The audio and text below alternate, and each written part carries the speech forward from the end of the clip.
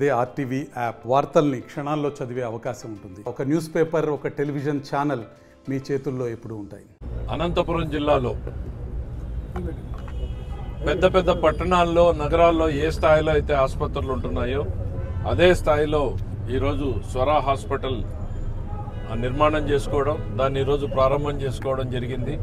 రేపటి నుంచే పేషెంట్లకి సౌకర్యాలు అందుబాటులోకి రానున్నాయి.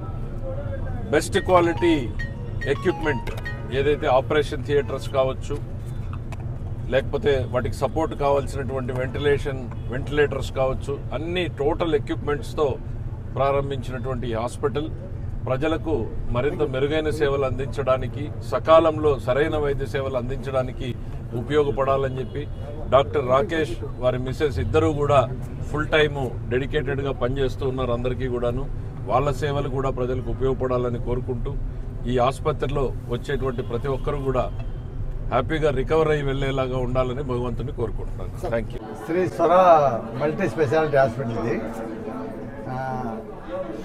మొత్తం అంతా కూడా హై క్వాలిటీ మెటీరియల్తో హై ప్రొఫైల్గా and A quality special rooms, beds కానీ, మానిటర్స్, వెంటిలేటర్స్, హార్ట్కి సంబంధించిన స్టంట్ వేయడానికి కానీ, యాంజియోగ్రామ్ కానీ, లేటెస్ట్ మిషను,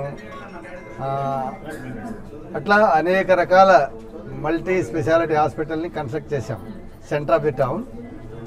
ఇందులో ఏంటంటే మెయిన్లీ కార్డియాలజీ మెయిన్, ఆ తర్వాత గైనకాలజీ, ఆ తర్వాత నేను కూడా జనరల్ సర్జన్ని. ఒక రైల్వేలో 36 సంవత్సరాలు పనిచేశాను.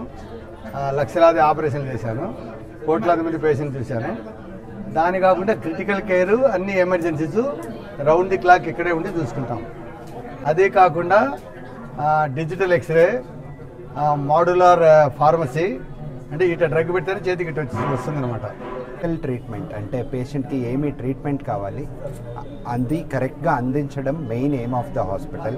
పేషెంట్స్ వచ్చిన వాళ్ళు ఏది బాధపడకుండా సంతోషంగా వాళ్ళ ప్రాబ్లమ్ని సాల్వ్ చేసుకొని ఇంటికి వెళ్ళాలనేదే మెయిన్.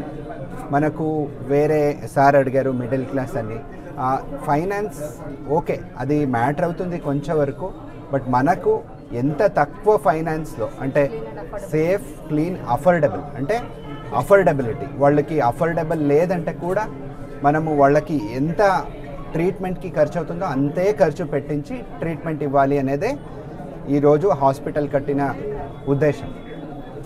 మరిన్ని వీడియోస్ కోసం ఛానల్ ని సబ్స్క్రైబ్ చేయండి. లేటెస్ట్ అప్డేట్స్ కోసం వాట్సాప్ ఛానల్ ని ఫాలో అవ్వండి. ఆ లింక్ డిస్క్రిప్షన్ లో ఉంది.